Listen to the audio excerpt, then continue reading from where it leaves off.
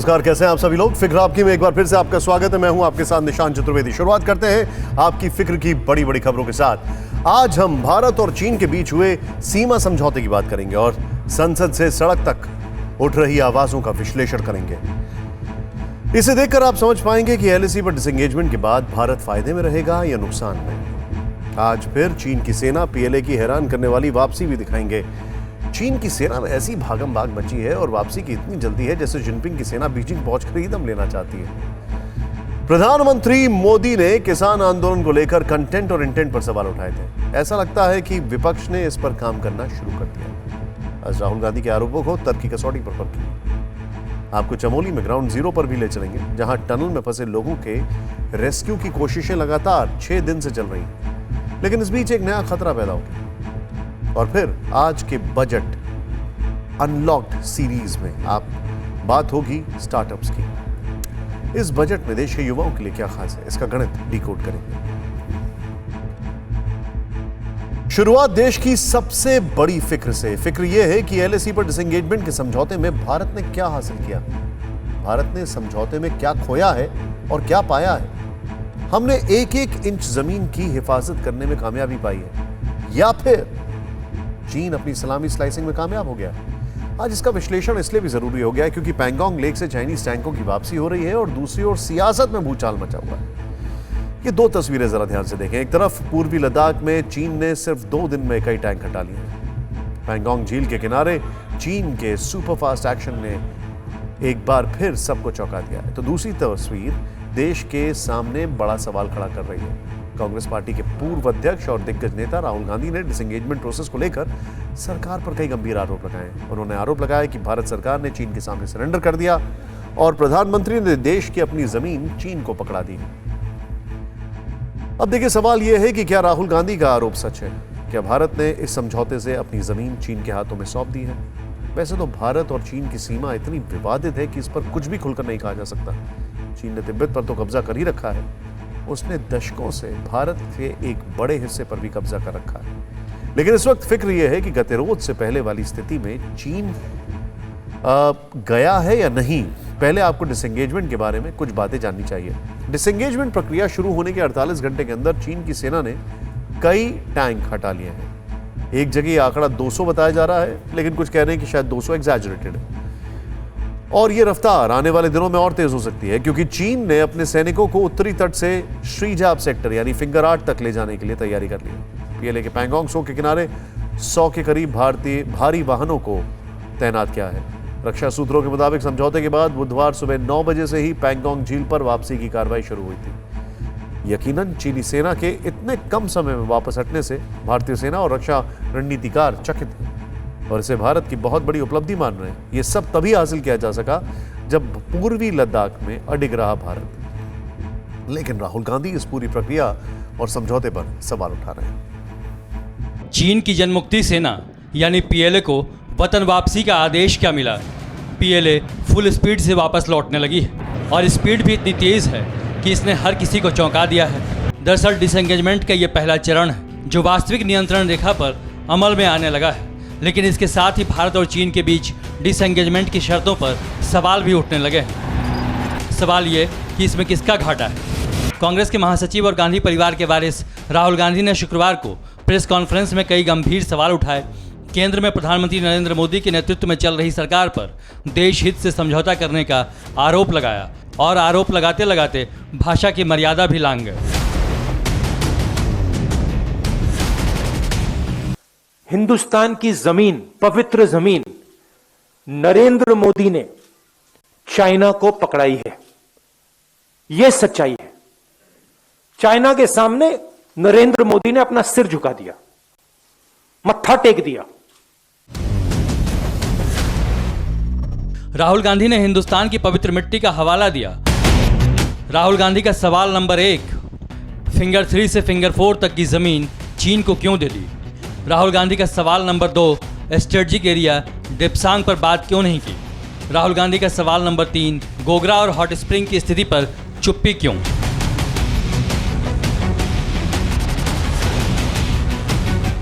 राहुल गांधी ने बेहद गंभीर सवाल उठाए और केंद्र सरकार से साफ साफ पूछा कि जब भारत की सीमा फिंगर 4 तक जाती है तो सरकार ने हमारी सेना को फिंगर 4 से पीछे फिंगर 3 तक लाने की शर्त क्यों मानी?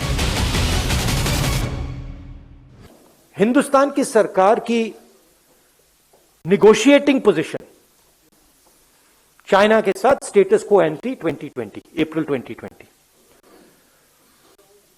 उसको सरकार भूल गई, उसको छोड़ दिया, उसको फेंक दिया। चाइना के सामने नरेंद्र मोदी ने अपना सिर झुका दिया, मत्था टेक दिया। हमारी जमीन फिंगर 4 तक है। नरेंद्र मोदी ने फिंगर 3 से फिंगर 4 की जमीन, जो हिंदुस्तान की पवित्र जमीन है, वो चाइना को पकड़ा दी है। यह पहली बात है। अब सवाल है कि क्या वाकई सरकार ने चीन से इंच इंच जमीन का हिसाब करने का जो वादा किया था वो गलत है? क्या 9 महीने से सीमा पर जारी गतिरोध से सरकार टूट गई है और इस वजह से सरकार ने ना मानी जाने लायक शर्तों पर भी पीछे हटना कबूल कर लिया? इस पर कुछ ही देर बाद बिना राहुल गांधी का नाम लिए भारत के रक्षा मंत्रालय का एक बयान सामने आया और रक्षा मंत्रालय ने साफ किया कि अगर एलएसी की बात करें तो भारत का इलाका पैंगोंग झील के फिंगर 4 तक नहीं बल्कि फिंगर 8 तक जाता है। इसलिए यह कहना कि भारत फिंगर 4 से पीछे हटा है, ये गलत है। मैं समझता हूँ ये एक बहुत पॉजिटिव कदम है। ये कहना कि ज़मीन चीन को दे दी है, ये मैं समझता हूँ गलत बात है, क्योंकि अभी चीन को फिंगर 8 तक वापस जाने की, फिंगर 8 के पीछे जाना इस समझौते के मुताबिक है। इसका मतलब है कि स्थिति जो है पहले से बहुत बेहतर है। रक्षा मंत्रालय ने पीछे हटने के आरोपों का जवाब देने के लिए भारत और चीन के बीच 1962 में हुए युद्ध की याद दिलाई है और बताया है कि भारत का क्षेत्र मानचित्र में पूरी तरह दर्शाया गया है, जिसमें 43,000 वर्ग किलोमीटर का वो इलाका भी शामिल है जिस पर 1962 से चीन का अवैध कब्जा है।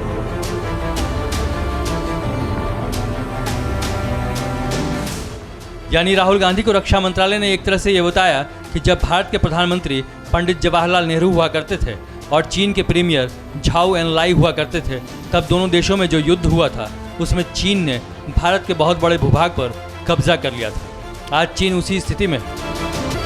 भारत के मुताबिक पैंगोंग त्सो पर एलएसी फिंगर 8 पर है, फिंगर 4 तक नहीं। इसी वजह से भारत लगातार फिंगर 8 तक पेट्रोलिंग करने का अधिकार जताता रहा है, लेकिन चीन के साथ बातचीत में भी यही दोहराया गया है। पैंगोंग झील के उत्तरी किनारे पर दोनों पक्षों की परमानेंट पोस्ट काफ़ी पुरानी है। भारत की तरफ यह धन सिंह थापा पोस्ट है जो फिंगर 3 के पास है। चीन की परमानेंट पोस्ट फिंगर 8 के पूर्व में है। समझौते में दोनों तरफ से फॉरवर्ड तैनाती को वापस लिया जाएगा और इन परमानेंट पोस्ट पर तैनाती रहेगी। फिंगर 3 और 4 को लेकर रक्षा मंत्री ने भी संसद में इन्हीं बातों को दोहराया था। मुझे सदन को यह बताते हुए खुशी हो रही है कि हमारे इस अप्रोच तथा सस्टेन्ड टॉक्स के फलस्वरूप चीन के साथ पैंगोंग लेक के नॉर्थ एवं साउथ बैंक पर डिसएंगेजमेंट का समझौता हो गया है। चीन अपनी सेना की टुकड़ियों को नॉर्थ बैंक में फिंगर 8 के पूरब की दिशा की तरफ रखेगा और इसी तरह भारत भी अपनी सेना की टुकड़ियों को फिंगर 3 के पास अपने permanent base Dhan Singh Thapa post पर रखेगा।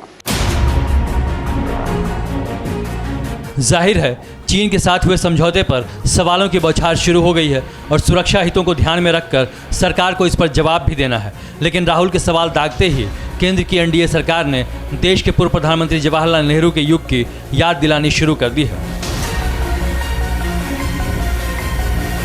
जब चीन के अक्साई चिन्ह को हड़पने पर नेहरू ने कहा था कि वो एक बंजर जमीन मात्र है, अक्साई चिन्ह में घास तक नहीं उगती, और तब के सांसद रहे महावीर त्यागी ने उनको टोका था कि मेरे सिर पर भी बाल नहीं है तो क्या चीन को दे दूं।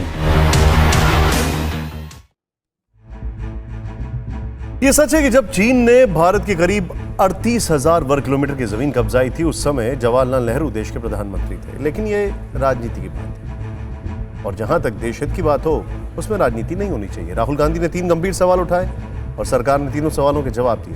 देखिए रिपोर्ट। 9 महीने बाद एलएसी का तनाव कम होता दिख रहा है, लेकिन राहुल गांधी के आरोपों ने अचानक राजनीतिक तनाव को बढ़ा दिया है। वो प्रधानमंत्री सरकार और सेना को न सिर्फ फिंगर 3 और फिंगर 4 के मुद्दे पर घेर रहे हैं, बल्कि उन इलाकों का जिक्र कर रहे हैं जिसकी चर्चा बेहद कम होती है। ये इलाके हैं डेप्सांग प्लेन, गोगरा और हॉट स्प्रिंग्स। राहुल गांधी ने आरोप लगाया कि सरकार ने चीन से डरकर इन इलाकों पर चुप्पी साध ली और भारत की ये जमीन दुश्मन देश को सौंप दी। राहुल गांधी ने सरकार से दूसरा और तीसरा गंभीर सवाल भी डेप्सांग प्लेन, गोगरा और हॉट स्प्रिंग्स को लेकर ही किया। दूसरी बात, जो स्ट्रेटेजिक एरिया है डेप्सांग प्लेन्स का, जहां चाइना अंदर आया है, उसके बारे में एक शब्द नहीं बोला डिफेंस मिनिस्टर ने। वहां बैठे हुए हैं। गोगरा और हॉट स्प्रिंग्स के बारे में एक शब्द नहीं बोला, वहां बैठे हुए हैं। सच्चाई यह है कि हमारी जो पवित्र जमीन है नरेंद्र मोदी ने चाइना को दी है। यह सवाल है, इसका जवाब दें। रक्षा मंत्रालय ने बिना नाम लिए इन दोनों सवालों पर भी दो टूक जवाब दिया।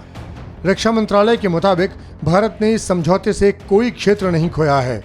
इसके उलट भारत ने एलएसी के सम्मान को फिर से स्थापित किया है और यथास्थिति में किसी एक तरफा बदलाव को रोका है। हालांकि कुछ समस्याएं हैं जिन्हें सुलझाना अभी बाकी है, जैसे हॉट स्प्रिंग, गोगरा और देप्सांग। इन पर पैंगोंग झील में डिसएंगेजमेंट पूरा होने के 48 घंटे के भीतर चर्चा शुरू हो जाएगी। रक्षा मंत्री ने सदन में भी इस बात के संकेत दिए थे कि बाकी बचे हुए सभी मुद्दों पर भी चीन से आगे बात होगी। अब तक की बातचीत के बाद चीन भी देश की संप्रभुता की रक्षा के हमारे संकल्प से पूरी तरह और अच्छी तरह अवगत है। हमारी यह भी अपेक्षा है कि चीन द्वारा हमारे साथ मिलकर बचे हुए मुद्दों को हल करने का पूरी गंभीरता के साथ प्रयास किया जाएगा। हालांकि रक्षा मंत्रालय ने सीधे तौर पर चीन को जमीन सौंपने के आरोप को बेबुनियाद बताया है और ऐसे बयान को सेना के बलिदान का अपमान भी। पूर्वी लद्दाख में देश हित और भूमि की रक्षा इस वजह से हो सकी क्योंकि सरकार ने सशस्त्र बलों की क्षमताओं पर पूरा विश्वास दिखाया, जो हमारे सैनिकों के बलिदान से हासिल हुई। जो लोग उपलब्धियों पर संदेह करते हैं वो असल में उनका अपमान कर रहे हैं। ऐसे में समझौते को डिटेल में समझने वाले एक्सपर्ट भी मानते हैं कि चीन के साथ सभी विवाद एक झटके में खत्म नहीं हो सकते। विश्वास बहाली में वक्त तो लगेगा। ये एक समझौता हुआ है और पूरा भारत और चीन के बीच में जितने भी मामले हैं वो अभी हल हो जाएंगे। वो हल नहीं होने वाले हैं और जल्दी हल नहीं होने वाले हैं, लेकिन शुरुआत है। और अगर इसी रास्ते पे चलते रहे और अगले 2 या 4 सालों में थोड़ा भरोसा पैदा हो जाए, तब हम कह सकते हैं कि मामला जो है वो हल हो सकता है। एक्सपर्ट्स ये भी कहते हैं कि चीन जितनी तेजी से पीछे हट रहा है, इससे एक संदेश साफ है कि भारत अब सॉफ्ट स्टेट नहीं है। वो अपने दुश्मन की आंखों में आंखें डालकर बात करता है। हिंदुस्तान को सामरिक दृष्टि से, मिलिट्री की दृष्टि से थोड़ा बहुत नुकसान फायदा हुआ हो तो भी एक बात तो तय है कि भारत की एक इमेज उभर के आई है कि India is no more a soft target. ऐसे में राहुल गांधी को यह समझना होगा कि ये आखिरी बातचीत या समझौता नहीं है।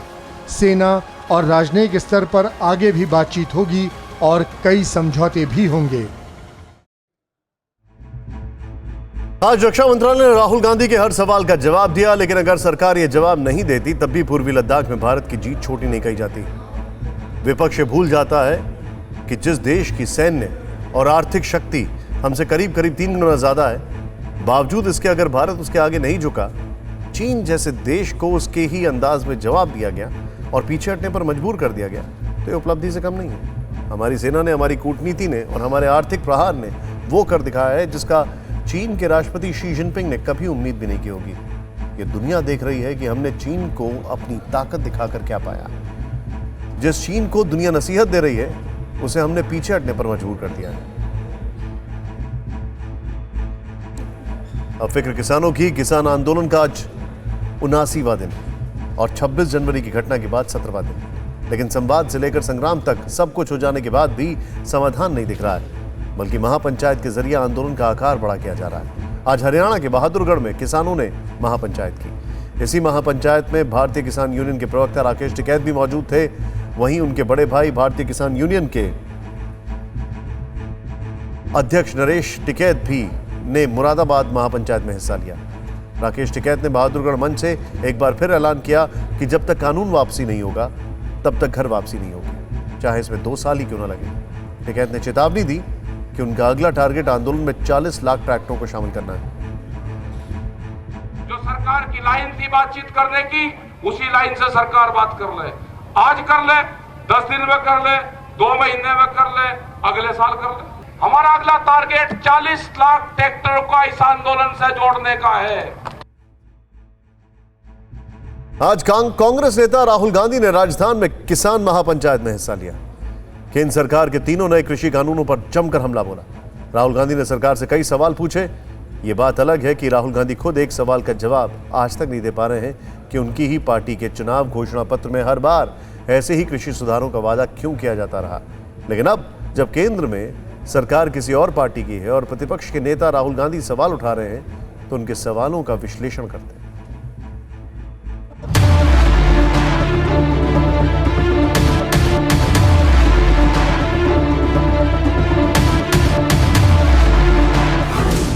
किसान आंदोलन के 77वें दिन प्रधानमंत्री नरेंद्र मोदी ने संसद में एक बड़ी फिक्र जताई। फिक्र ये कि किसान आंदोलन में कंटेंट और इंटेंट पर बात क्यों नहीं हो रही है। मैं एक देख रहा था कि यहाँ पर जो चर्चा हुई और विशेष करके हमारे जो कांग्रेस के साथियों ने चर्चा की, मैं ये तो देख रहा था कि वो इस कानून के कलर पर तो बहुत बहस कर रहे थे। ब्लैक है कि वाइट है, ब्लैक है कि वाइट है। अच्छा होता उसके कंटेंट पर चर्चा करते, अच्छा होता उसके इंटेंट पर चर्चा करते। इसके अगले दिन राहुल गांधी ने इन दोनों ही लफ्जों को लपक लिया और लोकसभा में हम दो और हमारे दो के जुमले से पलटवार किया। सालों पहले फैमिली प्लानिंग का एक नारा था, आपको याद होगा, हम दो हमारे दो। अब मैं इंटेंट की बात करता हूं, कानून के इंटेंट की बात। आज क्या हो रहा है, जैसे कोरोना दूसरे रूप में आता है वैसे ही ये नारा दूसरे रूप में आया है। आज इस देश को 4 लोग चलाते हैं। राहुल गांधी ने कंटेंट और इंटेंट के नाम पर एक जुमले को उछालकर सदन का बहिष्कार तो कर दिया, लेकिन शायद मन ही मन तार्किक लड़ाई का ताना बाना बुनना शुरू कर दिया था। जिस लड़ाई का राहुल गांधी ने आगाज किया राजस्थान के श्रीगंगानगर से। ये वो जगह है जहां से किसान आंदोलन की जन्मभूमि पंजाब बिल्कुल करीब है। श्रीगंगानगर के हनुमानगढ़ में राहुल गांधी ने तीनों कृषि कानून का कंटेंट और इंटेंट बताया। अब एक एक कर राहुल के तर्क को सुनते जाइए और साथ में कानून की सच्चाई भी।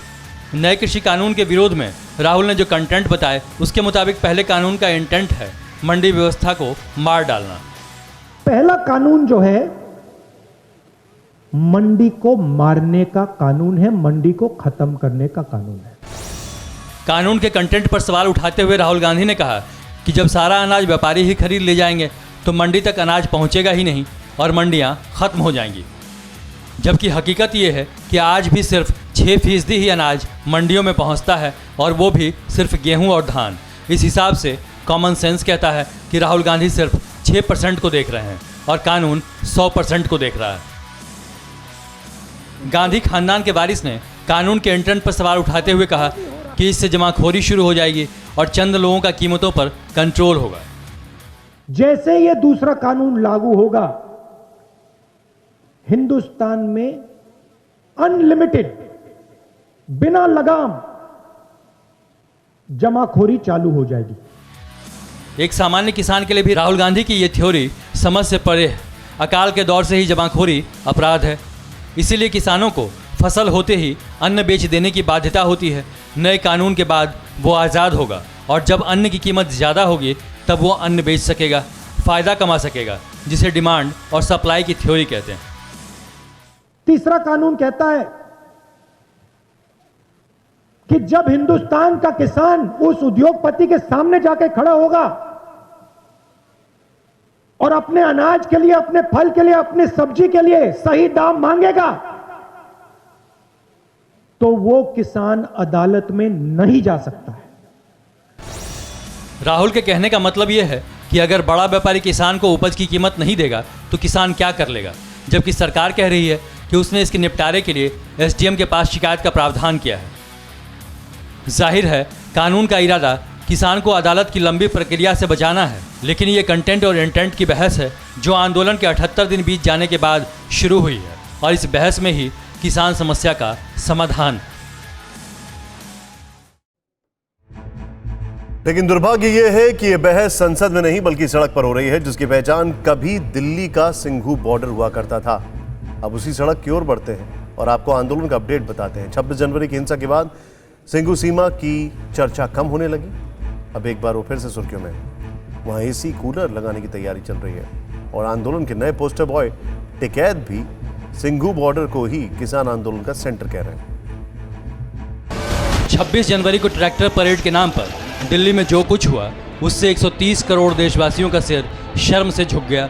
उस उपद्रव में करीब 500 पुलिस वाले भी घायल हुए, लेकिन उसके बाद ऐसा लगा कि किसानों के नाम पर खड़ा आंदोलन कमजोर पड़ने लगा।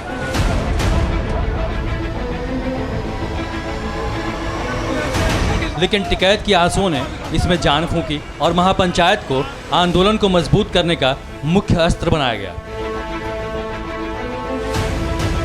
और यूपी, हरियाणा और पंजाब को जोड़ने की रणनीति बनाई गई।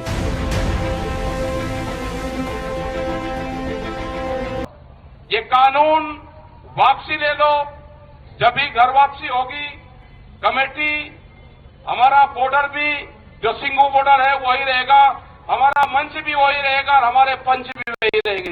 गलत फहमी में कोई ना रहे, हम पंचायती सिस्टम को मानने वाले हैं। हम फैसलों के बीच में ना पंच बदलते ना मंच बदलते। हमारा ऑफिस भी सिंघू रहेगा, हमारे लोग भी वही रहेंगे। जो सरकार की लाइन थी बातचीत करने की, उसी लाइन से सरकार बात कर ले।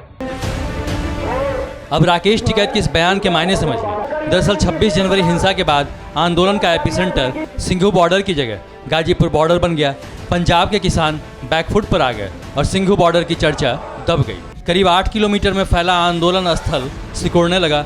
लेकिन अब एक बार फिर सिंघू बॉर्डर पर लंबे आंदोलन की तैयारी की जा रही है।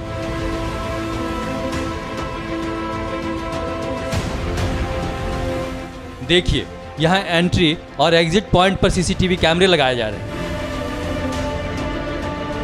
किसानों ने लंबी तैयारी शुरू कर दी है यहाँ पर रुकने के लिए। जो ज़रूरी सुविधाएं हैं वो यहाँ पर बढ़ा दी गई है।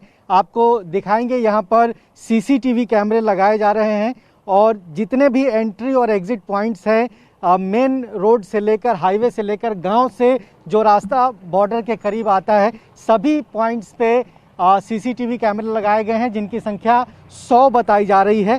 ख़ास तौर पर जो बाहरी लोग हैं, संदिग्ध लोग हैं, जो यहाँ पर आकर किसी तरह की अप्रिय स्थिति उत्पन्न ना करें, उन पर नज़र रखने के लिए ये सीसीटीवी कैमरे लगाए गए हैं। और बाकायदा आज संयुक्त किसान मोर्चा की ओर से ये जानकारी दी गई है कि पूरे सिंघू बॉर्डर पर लगभग 600 के करीब में जो वॉलंटियर्स हैं उनको यहाँ पर रखा गया है। इसके अलावा मेन स्टेज के पीछे कंट्रोल रूम बनाए जा रहे हैं, पक्के टेंट और टॉयलेट तैयार किए जा रहे हैं। गर्मी को ध्यान में रखते हुए कूलर और एसी लगाने की भी तैयारी है। सबसे चौंकाने वाली बात यह है, यहाँ पंजाब से करीब 250 एम्बुलेंस मंगाई गई हैं। इतनी एम्बुलेंस मंगाने के पीछे दलील क्या है, सुनिए। किसान भाइयों की सेवा के लिए जो हमारे रोष प्रदर्शन है, और जो किसान भाइयों के अलावा जो हमारे फौजी भाई, उनके लिए भी, पुलिस वाले के भी लिए, लोकल जो हमारे काम चल रहा है, लोकल भी किसी को नहीं एम्बुलेंस तो हमें कॉल कर सकते हैं। हम एक्सीडेंट हो सकता है, किसी का भी एक्सीडेंट हो सकता है, किसी का भी एक्सीडेंट हो सकता है, इसमें हम उसके लिए हाजिर हैं। जो लोकल पीपल्स हैं उनको भी कोई प्रॉब्लम होती है, उनकी सेवा में हम हाजिर हैं। मतलब पहले हिंसा और फिर गांधीगिरी, और इसी क्रम में सिंघू बॉर्डर पर 600 वॉलंटियर्स को आई कार्ड के साथ तैनात किया गया है, जिन्हें ट्रैफिक संभालने और रात में निगरानी की जिम्मेदारी दी गई। बजट अनलॉक में अब बात करते हैं। कल हमने आपसे बात की थी देश के इंफ्रास्ट्रक्चर पर। आज इसकी दूसरी कड़ी में हम बात करेंगे एमएसएमई और स्टार्टअप्स की। छोटे उद्योग और स्टार्टअप्स जिन पर महामारी का सबसे ज्यादा असर देखने को मिला है। लेकिन अब सरकार का फोकस इन्हें दोबारा पैरों पर खड़ा करने का। सरकार क्या है लेकर आई मेगा प्लान, जानेंगे बीजेपी के राज्यसभा सांसद अश्विनी वैष्णव से। तो शुरू करते हैं आज का विश्लेषण।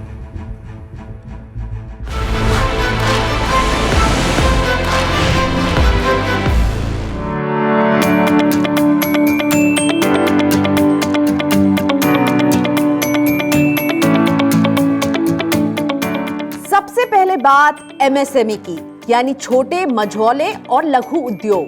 यही वो सेक्टर है जहां सबसे ज्यादा रोजगार मिलता है। देश में आज 20,29,095 रजिस्टर्ड एमएसएमई हैं। फिलहाल भारत की जीडीपी में इनकी कुल हिस्सेदारी 30% है, जिसे सरकार बढ़ाकर 40% करना चाहती है। दूसरी तरफ एक्सपोर्ट के मामले में इस सेक्टर का बड़ा दमखम है। एक्सपोर्ट में इसकी कुल हिस्सेदारी 48.10% है। इससे अंदाजा लगाइए, जब इस सेक्टर को बूस्ट किया जाएगा तो आपके लिए कितना कुछ होगा। नई नौकरियों की भरमार होगी। तो अश्विनी जी, एमएसएमईज को लेकर बजट में आवंटन को दुगना कर 15,700 करोड़ रुपए किया गया है। फंड ऑफ फंड्स का भी फायदा मिलेगा, लेकिन ये फायदा मिलेगा कैसे? 3 एलिमेंट्स हैं एमएसएमई की। जब भी हम बात करते हैं 3 एलिमेंट्स अपने को सोचने चाहिए। पहला एलिमेंट है उनके लिए liquidity. Sufficient amount of liquidity has been given.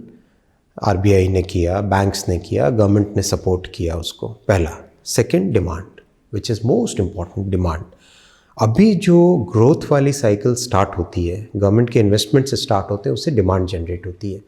मेरे कैलकुलेशंस हैं, मेरे अपने कैलकुलेशंस हैं, which have been verified by many senior economist. I am not an economist. मेरे कैलकुलेशन के हिसाब से अगर गवर्नमेंट का कहीं पर 1 लाख करोड़ का इन्वेस्टमेंट जाता है, तो उस 1 लाख करोड़ के इन्वेस्टमेंट से रफली 40 to 42,000 टैक्सेस वापस आते हैं। रफली 60,000 के आसपास प्राइवेट सेविंग्स होती है। 60,000 की प्राइवेट सेविंग्स में से almost 70% goes to small and medium companies. That is the way our economy is structured. जो आपने कहा ना, रीढ़ की हड्डी है, वाकई रीढ़ की हड्डी है। और उसको मजबूत करने के लिए सबसे इम्पॉर्टेंट है कि डिमांड की साइकिल जनरेट हो। और तीसरा होता है जितना हो सकते हैं उनके लिए रेगुलेशन को कम करना। तो रेगुलेशन को कम करने में already so many reforms have been announced. और अभी तीनों जो 4 लेबर कोड बने हैं, उसके कारण एमएसएमईज को बहुत बेनिफिट होगा। क्योंकि जो यूनियन और इन सब के जो थ्रेशोल्ड्स हैं, वो थ्रेशोल्ड्स थोड़े से बढ़ा दिए गए। बजट में हुए ऐलानों में सबसे ज्यादा तवज्जो छोटे उद्योगों को ही दी गई है। हमारी युवा शक्ति भी इनोवेशन की इस दुनिया में नई ऊंचाई तक पहुंचने का सपना देख रही है। ऐसे में सरकार की तरफ से मिलने वाले बूस्ट का सीधे तौर पर उन्हें फायदा मिलेगा। लेकिन अश्विनी जी, ये बताइए कि ये फायदा कब मिलेगा और कैसे मिलेगा? इमीडिएटली फ़ायदा मिलने चालू होगा। जैसे मैंने कहा, आपको एक एग्जांपल दिया हाई स्पीड रेल का। तो हाई स्पीड रेल का जब कंस्ट्रक्शन चालू हो रहा है, तो उसमें से कम अल्टीमेटली सी क्या होता है, जैसे सपोज मुझे सीमेंट खरीदना है, मैंने आपसे सीमेंट खरीदा, राइट? तो आप जब सीमेंट बना रहे हो तो मेरी जो एक्सपेंडिचर है वो आपकी इनकम हो गई, करेक्ट? अब आपकी इनकम से आपने किसी से लाइमस्टोन खरीदा, इलेक्ट्रिसिटी खरीदी है, जो अपना रोटरी क्लीन है वो खरीदी है, इलेक्ट्रिसिटी, कई चीज़ें जो आप खरीदते हो, आपका एक्सपेंडिचर किसी और का रेवेन्यू बन जाता है। तो ये स्लाइड होते होते within a small time frame this goes down ultimately to the MSMEs. So that's why this benefit percolates straight to the MSMEs. अब बात करते हैं स्टार्टअप्स की। 2015 में जब स्टार्टअप इंडिया की पहल शुरू की गई, तब किसी ने नहीं सोचा होगा कि भारत स्टार्टअप नेशन बनने का सफर तेजी से तय करेगा। आज टॉप 5 स्टार्टअप नेशंस में भारत की गिनती है। Department for promotion of industries and international trade के डेटा के मुताबिक देश में कुल 41,317 स्टार्टअप्स हैं, जिन्होंने 4.5 लाख से ज्यादा नौकरियां दी हैं। सेक्टर वाइज देखें तो सबसे ज्यादा टेक्नोलॉजी के क्षेत्र से जुड़ी हुई हैं, जिसमें काम करने वाले ज्यादातर युवा हैं। जनसंख्या के लिहाज से देखें तो भी भारत सबसे युवा देश है और स्टार्टअप्स के लिहाज से भी सबसे युवा। तो अश्विनी जी, स्टार्टअप्स के लिए इतना आसान सफर कैसे रहा? आज इंडिया टॉप 5 स्टार्टअप डेस्टिनेशंस में कन्वर्ट हुआ है, जबकि आज से 6 साल पहले, 7 साल पहले, 8 साल पहले सोचना भी मुश्किल होता था। इसका कारण है कि एक sustained thought process global startup ecosystem को देखें तो ये $3 ट्रिलियन का है।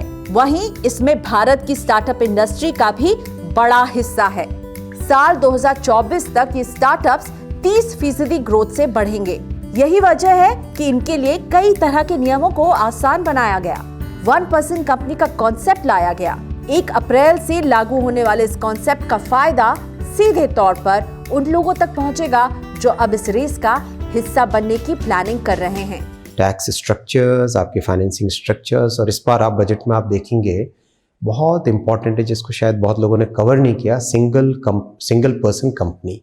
सिंगल पर्सन कंपनी का कॉन्सेप्ट कई ऐसी कंट्रीज़ में बहुत इफेक्टिव है जहाँ पे स्टार्टअप, जैसे इजराइल को आज आप कहते हैं स्टार्टअप नेशन, आपके दिमाग में एक अच्छा बहुत बढ़िया सा आइडिया आता है।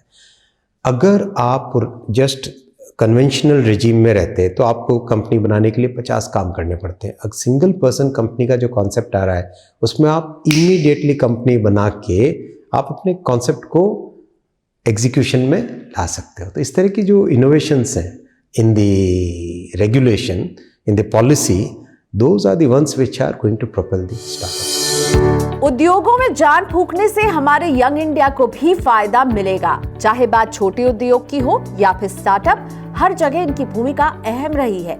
ऐसे में अश्विनी जी, उन लोगों को कितना फायदा मिलेगा जो अभी कॉलेज से निकले हैं और नौकरी का सपना देख रहे हैं? हमारी कंट्री में जितनी कैपेबिलिटीज़ हैं, हमारे नौजवानों में जो एनर्जी है, हमारे पास जो बैंडविड्थ है काम करने का, हमारे जो रिसोर्सेज हैं, उसके साथ अगर आप जोड़ते हैं आत्मविश्वास, सेल्फ कॉन्फिडेंस, देश को आगे ले जाने का जो जज्बा है, that is what we have learned in this crisis.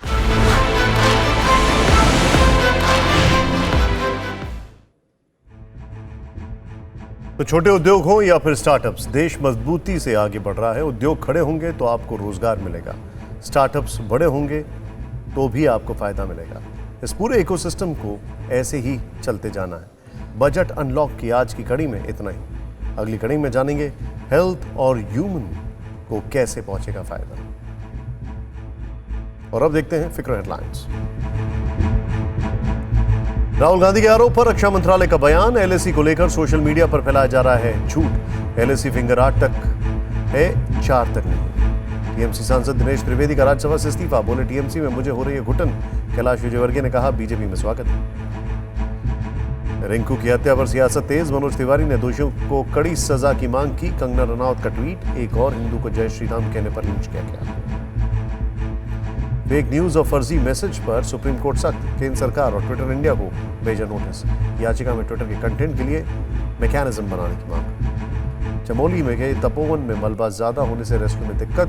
सुरंग में नाइट विजन कैमरा डालने की तैयारी। अब तक 38 मौत, 166 लापता। तमिलनाडु के विरुद्धनगर में पटाखा फैक्ट्री में भीषण आग, 11 लोगों की मौत। मृतकों के परिवार को 2 लाख का मुआवजा। पीएम मोदी ने जताया दुख।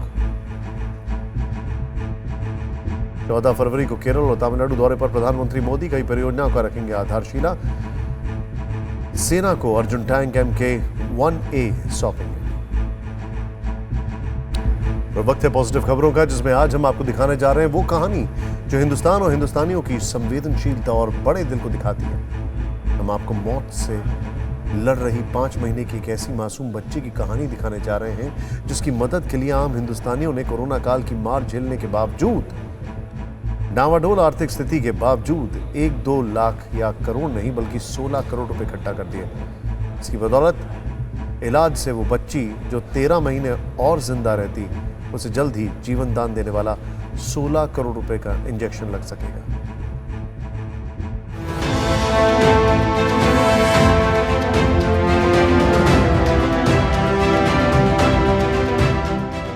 पाँच महीने की इस नन्ही परी का नाम टीरा है और मुंबई की ये मासूम लगातार मौत से लड़ रही है। को सांस लेने में तकलीफ होती है, रेस्पिरेटरी इश्यूज है, चोकिंग वाइल फीडिंग। टीरा को SMA यानी स्पाइनल मस्कुलर एट्रोफी टाइप 1 नाम की रेयर जेनेटिक बीमारी है। SMA एक न्यूरोमस्कुलर डिसऑर्डर है जिससे धीरे धीरे शरीर कमज़ोर पड़ने लगता है। ब्रेन की नर्व सेल्स और स्पाइनल कॉर्ड डैमेज होने लगते हैं। बॉडी के कई हिस्सों में मूवमेंट नहीं हो पाता। फिलहाल इसका इलाज 16 करोड़ के जोलजेंसमा इंजेक्शन से ही मुमकिन बताया जा रहा है, जिसे अमेरिका से मंगाया जाना है। इंजेक्शन इतना महंगा है कि आम आदमी के लिए इसे खरीदना मुमकिन नहीं है। तीरा के परिवार के लिए भी ये मुश्किल सामने खड़ी थी। उन्होंने मदद के लिए क्राउड फंडिंग शुरू कर दी, एक वेब पेज बनाया जिससे बहुत अच्छा रिस्पांस मिला। कोरोना काल के बावजूद लोगों ने दिल खोलकर मदद की और अब तक 16 करोड़ रुपए इकट्ठा भी हो गए हैं। हमने हमारी कहानी इंस्टाग्राम के द्वारा या फेसबुक के द्वारा हमने लोगों को बताना चालू किया। उस हिसाब से हमें काफ़ी सारा उनसे प्यार मिला और हमें मदद की फंड्स रेज करने के लिए। क्राउड फंडिंग के जरिए 16 करोड़ रुपए इकट्ठा तो हो गए, लेकिन अमेरिका से इंजेक्शन मंगाने के लिए इतने पैसे काफ़ी नहीं, क्योंकि 16 करोड़ के जोलजेंसमा इंजेक्शन को भारत में मंगाने के लिए करीब 6 करोड़ रुपए का टैक्स भी लगता है। मतलब कुल कीमत 22 करोड़ रुपए बनती है। इस मुश्किल से तीरा को प्रधानमंत्री नरेंद्र मोदी ने निजात दिलाई। इंजेक्शन पर लगने वाला 6 करोड़ रुपए का टैक्स माफ कर दिया। करीब 6 करोड़ रुपए कस्टम ड्यूटी उस दवाई पर लगने वाली है। तो मैंने उनके पिता से एक प्रधानमंत्री जी के लिए पत्र लिया और प्रधानमंत्री कार्यालय को मेरा पत्र लगाकर वो पत्र अग्रेषित किया और मात्र 4, साढ़े 4, 5 दिनों में उसका निर्णय हुआ और ये 6 करोड़ की माफी सरकार की ओर से दी गई। हिंदुस्तान के लोगों और सरकार ने बड़ा दिल दिखाते हुए तीरा के इलाज के लिए जरूरी इंजेक्शन खरीदने के लिए 22 करोड़ रुपए का इंतजाम तो कर दिया है, लेकिन एक सवाल ये है कि क्या सिर्फ एक इंजेक्शन से ही तीरा को स्पाइनल मस्कुलर एट्रोफी नाम की रेयर बीमारी से निजात मिल जाएगी? जो इंजेक्शन है सर, ये कब तक लिया जाना पड़ता है, कब तक लिया जाना होगा, इसका ट्रीटमेंट कब तक चलेगा? सो बेसिकली ये injection has been used for infants, मतलब जो बच्चे 2 साल के नीचे की उम्र के हैं। ये वन टाइम है या फिर one time use, one single time use, जो जीन रिप्लेस करता है। और इम्प्रूवमेंट है उससे? इम्प्रूवमेंट है, काफ़ी सिग्निफिकेंट इम्प्रूवमेंट है।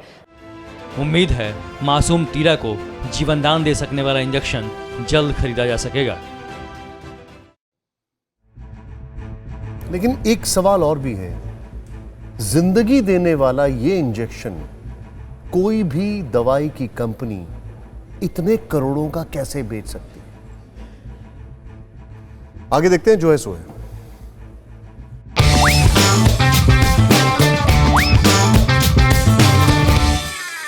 इन दिनों संसद में जो चल रहा है उसके बाद कई लोगों ने सीरियल देखना छोड़कर सदन की कार्रवाई देखनी शुरू कर दी।